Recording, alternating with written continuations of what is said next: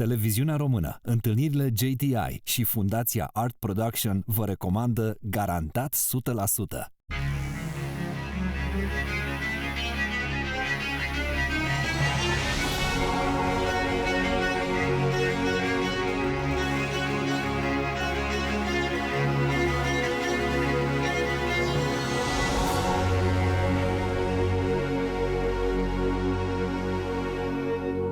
Salutare, bine v-am regăsit la Garantat 100%. Invitatul nostru din seara asta s-a născut în 1977 la Budapesta. La vârsta de 12 ani s-a mutat la Paris. Încă de mic a fost pasionat de film. Are studii de istorie, relații internaționale și scenaristică. Apoi a studiat regia de film la New York. Filmul său de debut, Fiul Lui Saul, are un succes excepțional, câștigând Marele Premiu la Cannes, Globul de Aur, premiile BAFTA și premiul Oscar pentru cel mai bun film străin. Fiul lui Saul este al doilea film maghiar care câștigă premiul Oscar după legendarul Mephisto al lui István Szabó din 1981. Invitatul nostru a sosit în România cu ocazia lansării celui de-al doilea film al său, Apusul. Miért jött ide? Azok után, ami itt történt.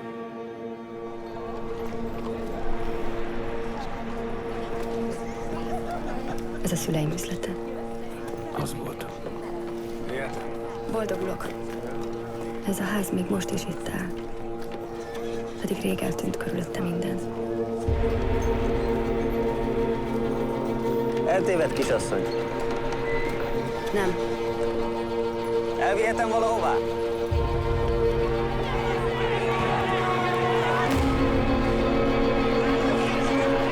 Miért olyan szomorú? Nem ez az egyetlen kalapszalon a városban. Az egyetlen, ami a nevemet viseli. Ismerte a bátyámat?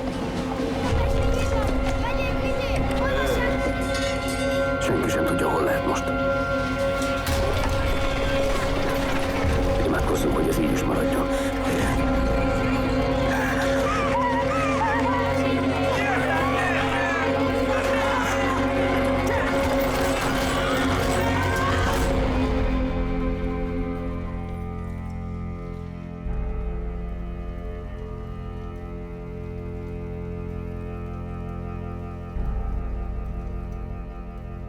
Doamnelor și domnilor, suntem onorați să-i spunem bun venit la Garantat 100% regizorului László Nemes.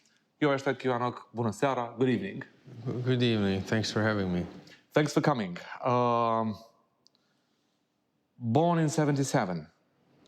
Yes. You were 38, 39 when winning in 2 years all those coveted, craved for prizes. I mean, Cannes, Golden Globe, BAFTA, Oscar. My first question is, are you still well into your minds? Are you still here with me? I think I am. I think the fact that my first film had a resonance beyond the walls of a cinema allowed me to measure the responsibility of the filmmaker as such, and also to keep my feet on the ground, I guess. What happened to you mentally along that process with... I mean, it's a mental process. You're a director, you write, you direct, and suddenly you hit it. I mean, you took it all. What happened mentally? Well, first of all, it took years and years in darkness and solitary confinement of the director that to come up with a subject that and an approach to the subject that made sense to me. So I guess that's you see only the glitter and the brilliant part, but you don't see all the years in hiding And the frustration. and the frustration and everything. And I guess it is a positive trauma to have this kind of experience for the first film. What I knew beforehand is that even if the film would not have the recognition that I thought it could have, even in that case, I knew I wanted to say something that was meaningful and that had never been said about the Holocaust, and I had to do it, and I knew it was a novelty in that sense, and so I kind of measured the importance of the possible echoes of the film, but I obviously didn't know what on a human level it would entail. But it was very, very stressful, but also very full of very positive events being thrown into the middle of the world stage of cinema. Obviously, it's extremely pleasant, but also very, very demanding in terms of energy, and I had to be, I had to be behind the wheel, accompanying the film worldwide, and doing the Oscar campaign and things like that. So I had to grow up in a way too. László, very honestly, when you were, as you say, in the darkness, were you planning? Were you dreaming of those prizes? When I was a kid and adolescent, I certainly dreamt of one day having an Oscar, for example. So I guess, but then after, with all the difficulties of the trade and trying to at least to be seen or to be produced, you kind of lower your expectation, year by year and day by day, and then after that, it seems so remote that you don't even think about it, obviously, anymore. I never thought 1 year before receiving the Oscar that I would ever have this kind of recognition. Yep. How's that practically changed your life? I mean, okay, mentally I understand. What's the most visible practical change in your life? That I'm more confident, and I can formulate my thoughts in a more articulate manner, and I can defend them in a way if need be. I have more access to industry sources. Okay. Financing sources. That matters. And to people that I always wanted to have a conversation with, people who've been around for a longer time, and I really wanted to have some kind of communication with, because I really think that it's such a solitary enterprise to be a filmmaker. So it's good to have the exchange, and this is something that means a lot, even now that my film is here in Romania is being distributed by Christian Monch's company. It's such an honor to be in close contact with him, and that that's an exchange process that means a lot, and I think so that's my take on that. For the one who didn't see Son of Saul, the action takes place in the Second World War, in the Auschwitz concentration camp. The main character is a Sonderkommando. Please explain what a Sonderkommando is. Yeah, actually, it's explained in the beginning of the movie, so it helps. There's just a little message to the audience to put this into the context. Right. The Sonderkommandos were special squads of prisoners, mainly Jewish prisoners in Auschwitz-Birkenau, who were, but some, Russian prisoners as well, but mainly Jewish prisoners who were selected for the strength, and young men who were isolated from the rest of the camp and forced to assist the Nazis in their extermination scheme, and then periodically they were killed. What we don't know is usually we don't really know about them, but also at least before the film, nobody really talked about them. But also the fact that the only armed rebellion in the history of Auschwitz was carried out by the Sonderkommando in October 1944. Now I'll play, with your kind permission, the part of the devil's advocate. And somebody could say something like this. Mr. Nemes, you gathered all those fabulous prizes because you're a practical guy. And you know that by all means, the Holocaust always sells. How will you answer to that? But first of all, the biggest business was the Holocaust. before the Nazis. That was the biggest business, and all the all the money they took, and all the belongings they took, and only a fraction of which was actually compensated after the war. Yes. So that's my first answer to that. But the second answer is what I wanted to do with this film is specifically to go back to something that has never really been tackled in the history of cinema, fictional narrative cinema, is to forget the survival paradigm that was instituted after the war, and very very forcefully conveyed in movies, and go back to the very basic feeling. Human feeling. What was it? How was it like to be there for one person, and without the context, without the possibility to have to think, without the possibility to have a perspective on things, all of which are granted by films usually in the so-called Holocaust genre. Actually, I wanted to make it harder for people, for filmmakers, to take the Holocaust only for its given dramatic value and use it as an excuse.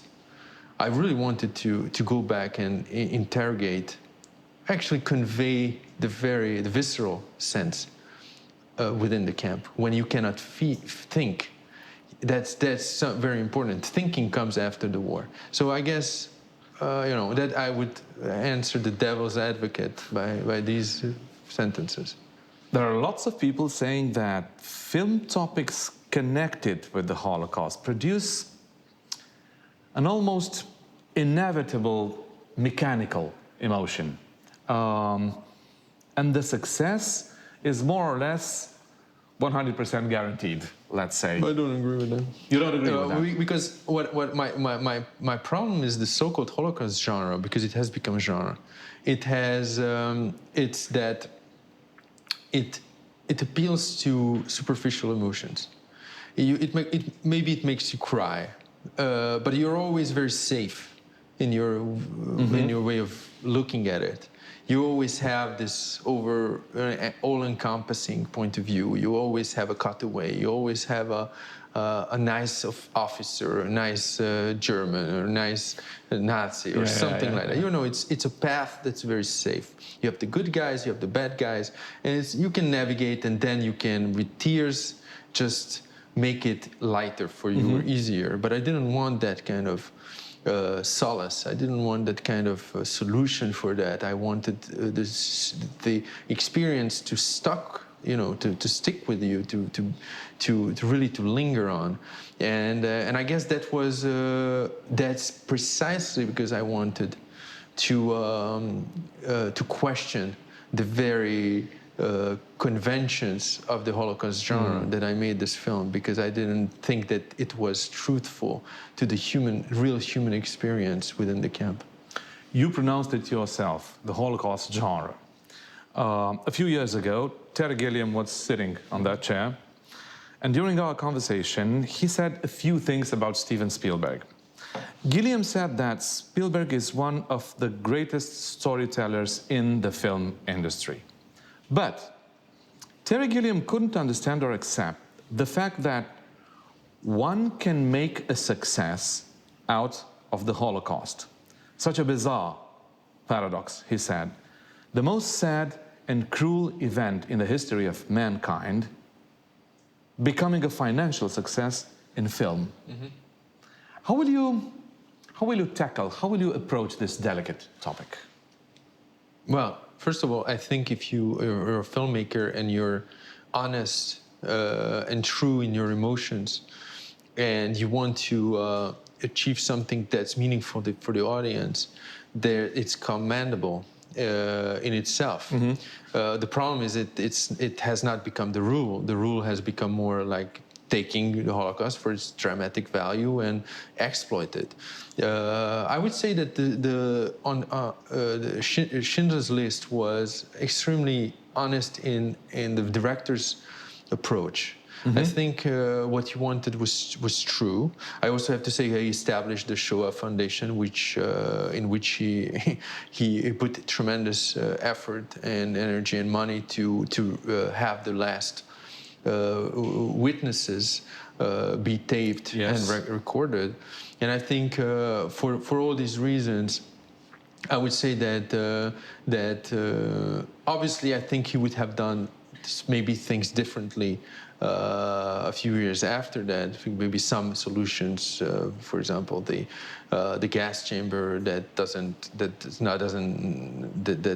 there's a relief there. I think it's a little bit contradictory, and also I have a problem with the fact that it's again a story of survival. But it was a very commendable enterprise in a way that it made the Holocaust be, seen in the world. But I think talking about money is in a way a little bit out of touch with the fact, I guess when you read the Holocaust story, you can see that it was first and foremost before, not before, but maybe as an annex to the racial enterprise and annihilation. It was also a gigantic business enterprise for Nazi Germany. So I mean, that's a little bit shifting. Asking a question about the profit of a movie, I think it's a little bit shifting the real billions of dollars, of hundreds of billions of dollars that have been stolen during the war and never compensated. I'll dig some more into it. Some other people will say that, as you have said, there's a whole industry of films, documentaries, theater plays, novels about the Holocaust. And some will say that, in fact, that is emptying the emotions from the souls of the viewers.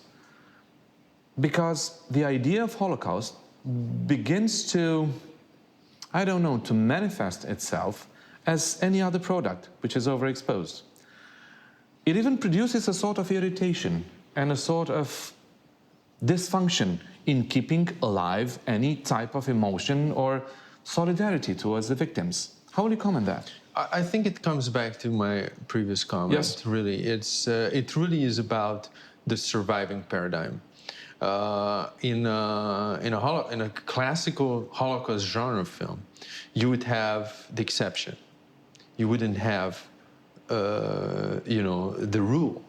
Primo Levi, the great Italian writer, said that he went to Auschwitz and he endured it, but he said, I cannot really tell you about the real nature of Auschwitz because I haven't witnessed it. Those who witnessed it really were those who didn't come back. And when, in a way, at some point in a festival, someone asked me the question, and the question came back afterwards: why didn't you do a story that's based on true events?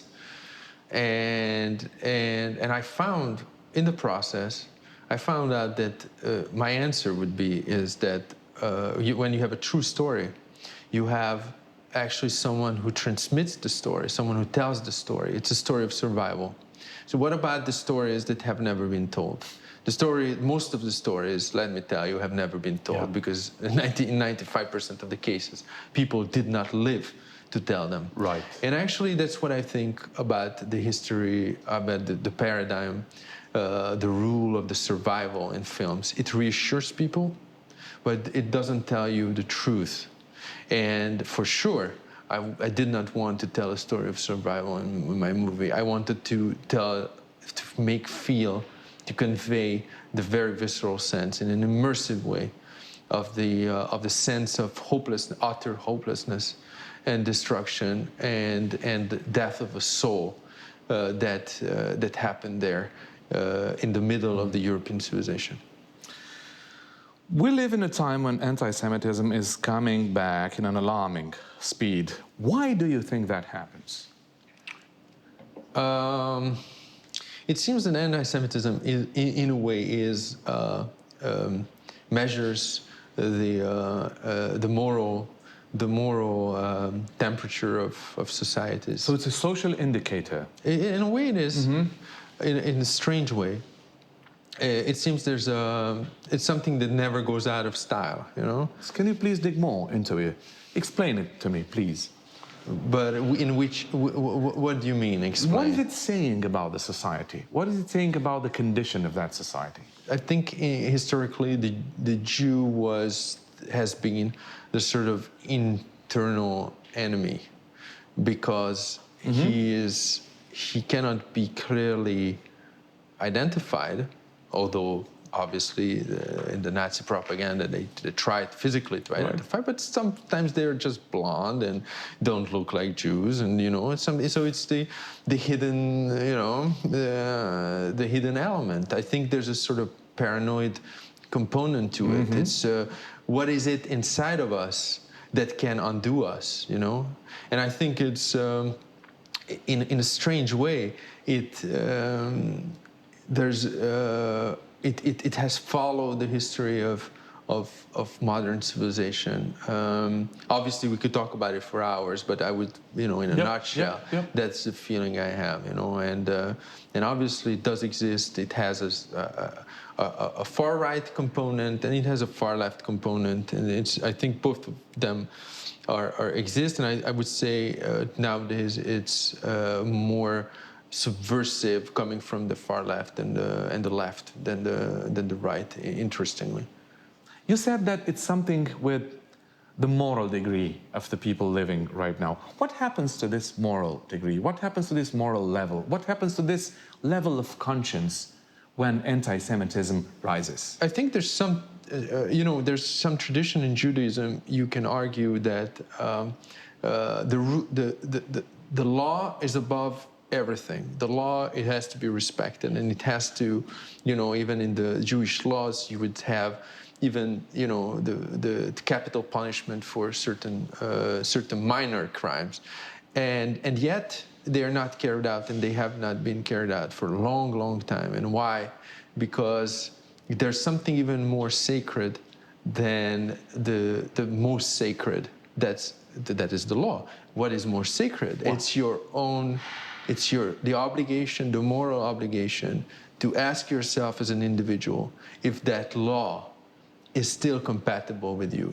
Is there some kind of deep, interesting conflict or demand that exists in Jewish tradition that you can, even if it's written, even if the law is the most sacred, you still have to. It has to go through your personal filter.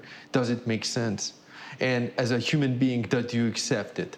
And I would say maybe we also want to, as a civilization, kill in ourselves this kind of moral compass, and go back maybe to a more barbaric time, because we are, with the Jewish tradition, also in the Christian tradition, in something that has to do with one God, but maybe not one God that's is a magic God that you have to pray for to get a car or you know, to get something, but maybe a voice inside of you that nobody can question or nobody can repress, or in a way that still exists when everything else is gone. And that's a question. I think that's how I think morality and Jewish tradition, and maybe the heart of civilization and Judeo-Christian civilization are linked in a way. And it's definitely in my films. I think both of them in a way. Let's make an exercise. Okay. The purpose of the exercise is a declared and a visible and an explicit, educative and informative one. What would you answer to a person who calmly says something like this? The Jews deserve it. They want to grab the whole world. Things don't work because of them. They manipulate the whole world. They did that from the beginning. The whole set of phrases that we all know. How will you answer? First of all, will you participate in this type of discussion? It's tricky because I believe in education, but sometimes it depends on the kind of level of communication that's presented to you. Well, first of all, I would really like to try to engage people with empathy, and feel each other's, pain in different ways. I think what you just mentioned is more based on more like a collective paranoid thinking, but also maybe that refers to what I said before. I mean, if you want to be a better man, do you really want to look for what's going on outside of you, or do you want to make yourself better for the world? And why do you have to go look for the Jews, And if, anybody there, just tries and succeeds in through hard work, then let's take a role model out of him. But I really believe that it's always easier to find, the threat that's never inside of me. It's always, somewhere else and beneath, underneath, and it's coming and they're getting me. But I don't think we can build any meaningful civilization without going past this level, and really having the need to try to understand the forces that are within ourselves and educate ourselves and try to become better people. And that certainly is in the conflicted, messy tradition of Judaism. But I have to say, it is in the heart of Christian tradition. It should be. I mean, because the two religions are, to put it mildly, are linked. So there should be a very strong element in that. So that would be my answer. I couldn't be more specific than that, but it really appealed to me. Will you have any kind of compassion for a person who thinks something like that? It really depends on the background. I mean, what was the pain that this person, endured in there? Is it like the collective paranoia? Why do you think something that was told to you? Why is it something that you think on your own, really, or just you took from someone else? Do you have the independence and the smartness and the discipline to have your own thoughts? Why do you have to take from other sources? You have to work on yourself. I'm trying to work on myself for sure. László, I just saw your latest film, Sunset, and the film is, to a certain extent, an old school film because it puts the viewer at work, so to say. It's not easy to be followed by the contemporary film spectator.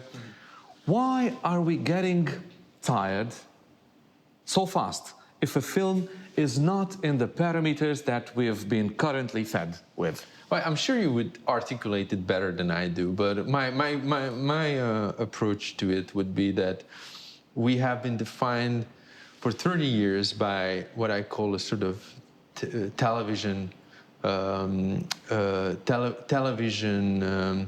sort of representation in cinema.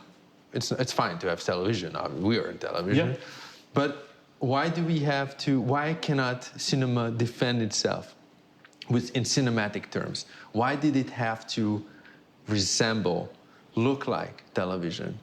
Why? And we can go more into the details of that. But why is it? I think when they started to in Western Europe to put all the financing to finance the movies through television and broadcasters, the so-called commissioning editors came and they started to buy this film or that film and started intervening in the screenplay and saying, this is not understandable. We cannot follow the story. So and this is how, and by casting and a million other means, they started to have a very negative impact on cinema because they had to be made compatible for television. And what is it made compatible for television? It's a smaller screen usually. Yes.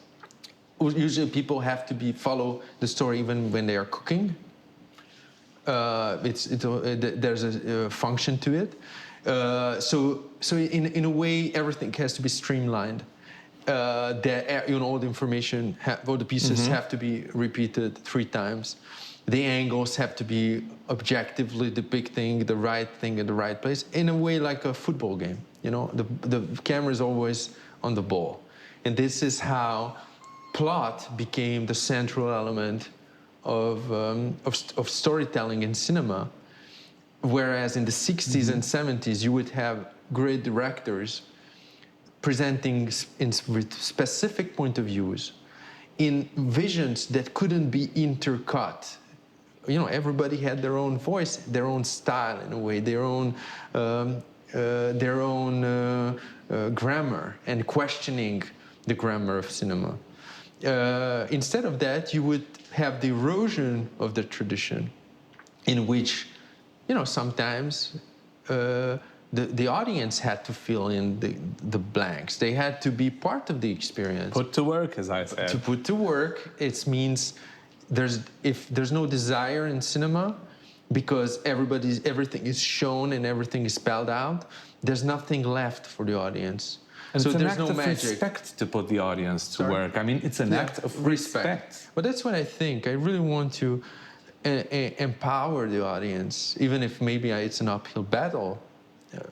You might suggest that it's an uphill battle to give to the audience blanks, But I really believe that desire gives the audience the possibility for the piece of cinema to be personal, to become personal. And my film is about that. It's also about we don't understand the world. We pretend we understand the world. We don't truly understand. My main character is looking for this brother of hers who she's sure will explain what's going on, in the story around her, in her family history, in the hat store that seems a little shady that she works in and that belonged to her parents. So there's a sort of illusion of a key that will open all the doors. I really think we live in a period with internet and television and cinema poisoned, I would say, by the televised approaches. I think we live in a world in which we are safely, comfortably looking at objective representations that are driven by topics and not by a vision. That's the vision of a director, a creative vision that's problematic because it's a subjective vision, and in which it can become something specific and different. Instead of that, you can see already in financing, already very strongly, in commissions, in the way awards are given, in the way festivals work, and the journalistic world watches movies. You can see that there's no room left for this very cinematic desire, this adventurous spirit of cinema that we're losing. So you call me a rebel, and maybe I'm losing some audience members, but I'm really interested in trusting them a little bit. I mean, yes, in this very direction. There's a predominant film aesthetic that's killing film itself, as a matter of fact. I mean, the risk in itself is huge. Yes. I'm glad you say that, because people don't say that. The thing is that now, even with this digital revolution, the so-called revolution, what you end up is all the skin tones look alike, all the colors look alike, all the aspect ratio is now only widescreen with no reason whatsoever, because people don't know how to use it. And as opposed to, cinema, you had different aspect ratio. You have, more like a 3/4. You had a widescreen cinemascope. All these technical things that have a direct impact on the audience also have not only stylistic, but also as an experience, it has an impact on the experience of the viewer. And I think all this informational technology revolution, the fact that the computers take over, Yep.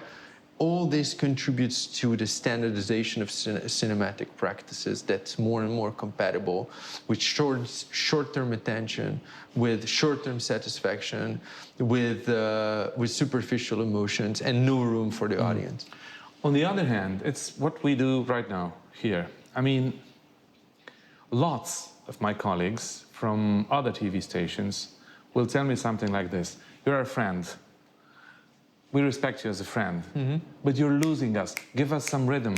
Give us some juicy stuff. Give us some rhythm. Otherwise, you lose us." Yeah. That's the continuous discourse. Please think about that. You're losing us. What are you going to do with that guy for 48 minutes? Who is interested in 48 minutes? And a possible answer could be 48 minutes is nothing if you want to discover something. If you want to know the man, it's a character, it's a personality. How can you discover that personality in 15 minutes? I mean, it's just conventional conversation. We had one more chance if we have 30 plus minutes to discover somebody and to find out something new. This type of meeting becomes a luxury. Yeah, I know. And a luxury who's disappearing. I never had that, actually. This is a good length because we can go into the details. It's not only you can feel, because usually I feel that the person already wants to ask me the next question, you know? So we live in a world where you're never in the moment, you're already in the moment that's after. But you're killing life with that, you know, if it happens. Actually, my answer would be also that the attention, brain concentration with what is happening on the internet and television, it's actually shrinking. And you can, obviously your friends would say, why do we have to give us some action? But by the way, I just watched a big blockbuster from Hollywood and I've never seen anything so boring, but people enjoy it because they see all kinds of computer-generated imagery that's very weak, actually, but it's self-referencing and nothing happens. But in a parenthesis, I just want to say that, but actually, if we go along that way, we second-guess the audience, and we say, oh, the attention is now losing the audience.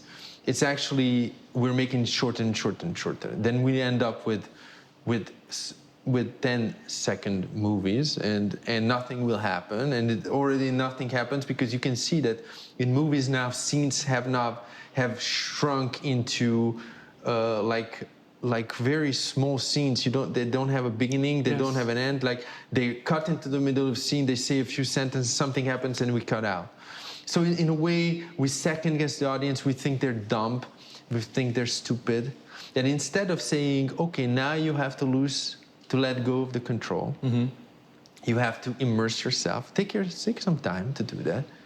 We actually give them the habit to spoil them with all kinds of tricks that have a short-term effect. But what we want is actually we want to have them eat their popcorn and leave the cinema and close the chapter and come back for the next thing. They've already forgotten. And I really think it's like putting a tablet in front of a kid. That more and more parents do that. You know, they don't want to spend time with them, so they put a tablet in front of their eyes, and you can see that stupid, you know, like it's an animation. Yeah. And I really think that first of all, kids can take in so much information, but also, you know, I remember in my childhood, I could spend on an image hours and hours and days and maybe weeks, and I was mesmerized by an image, you know, that was a drawing, because you have the projection. It's something very human. I think it's almost like in our genes. It's thousands of years of proto-civilization or civilization in which people were enthralled, put into a magical state by only, you know, just looking through a keyhole and looking through something of a device that would change the light in a machine or in a trick, and not giving them, you know, overkill because it just creates a sort of, shrinking of all human emotion, and we're going to end up with machines. I mean, in our heads. Instead of having brains, we're going to have just... What will you answer if some of our young viewers will materialize here right now and will say, well, László, you're so young, but you're so not from today. But in France, the French Culture, the cultural radio, they had this program of young, students, giving out hundreds of them, choosing a movie, historical movie, and they gave my Sunset, my film, an award, and they were like 100 wow. At the award ceremony, and they were 20-year-old kids, and they were enthralled by the fact that this movie was speaking to them in a different way. Because it's a matrix that circulates, that everybody wants rhythm, everybody wants new things, everybody wants the new filter of seeing and understanding things, and that's matrix. Yeah, but it's digital fatigue, I think, and there's also there's a shrinking interest, and you can feel it that people, in the 60s, people would go to the cinema, and even workers, would go to see some strange Italian movie. That's my next question about. Yeah. And maybe they didn't understand the whole thing, but they could feel the magic because it was not about their lives. It was something different. It was something out there. So they could project themselves. This is the magic of cinema. Is this magic now in the position of having any chance to survive? Because let apart cinema or film as in TV or as internet. Just think of film as in cinema, as in a convention of being in the same room, a darkened room, and we are a group of people watching the same film. Yeah. Is this having any chance to survive? I'm very pessimistic. The day they scrapped the 35mm projectors, and I heard that in Bucharest you cannot watch a film on film anymore. You have to watch TV in public, and I shot on 35, and I have prints on 35, and my film should be seen on that. So it's such a shrinking of the experience. I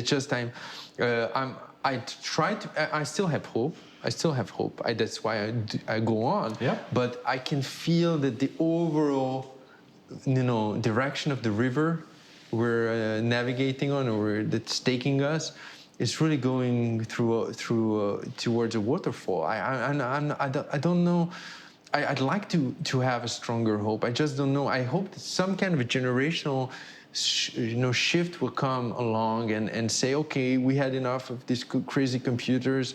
They will, make the movies instead of us. Maybe they will watch the films instead of us. But where's the human experience in it? What will you answer if somebody tells you something like this? As a matter of fact, I have to be very honest. I heard this type of discussion in Cluj, in Transylvania International Film Festival, after the screening of your film. Yeah. And it could be something like this. Good, the film is good, the guy is good. I mean, wonderful, wonderful subject, wonderful topic, wonderful story. Yeah. But why did he choose the same visual aesthetics as in Son of Saul, first of all? Because the story is so nice. He could have shown it to us like Martin Scorsese in The Age of Innocence, for example, and it would have been so beautiful. Yes. How would you answer to that? Yes. I didn't want to make a beautiful movie. I wanted to make a movie that pushes them out of their comfort zone. And I'm interested in subjective and immersive cinema. It doesn't mean I will always make films like that. But the two films are interconnected in many invisible way. How did we arrive to the concentration camps? When was the moment in the European civilization when there was some crossroads, when things were still possible? Is there in the heart of a building of a brilliant civilization something of a desire to undo itself, to destroy itself? So I guess the films are linked in many ways, and I wanted to have this outcast of a character and follow her in her labyrinth. And it's a very mental film. It's a very personal, subjective, maze-like film. And I was interested in human perception and how history, when it's invisible, happens in our souls, you know, even in insignificant, seemingly insignificant people. And it's when you're in the trenches of First World War, history is already too late. So I always have this, I didn't want to, with my cinematographer, we didn't want this to look like really like a movie. We wanted it to be an experience and be accompany the main character. As a shadow would accompany her. Did you have the possibility of finding a Hungarian actor to fit your character, Bril, which is played by a Romanian actor, which is Vlad Ivanov? Yeah. Obviously, we're very happy to see him in that film, but did you find a Hungarian? I think he's the best. I imagine you had huge language problems when filming. I think he's the best actor now today in his generation in Europe, I think, and one of the finest actors in the world. And I wrote the screenplay with him in mind, although I didn't even have the main character, Iris. So I tried after that. I said, okay, I still have to see, you know, the Hungarian actors, but they just didn't fit with this role of this.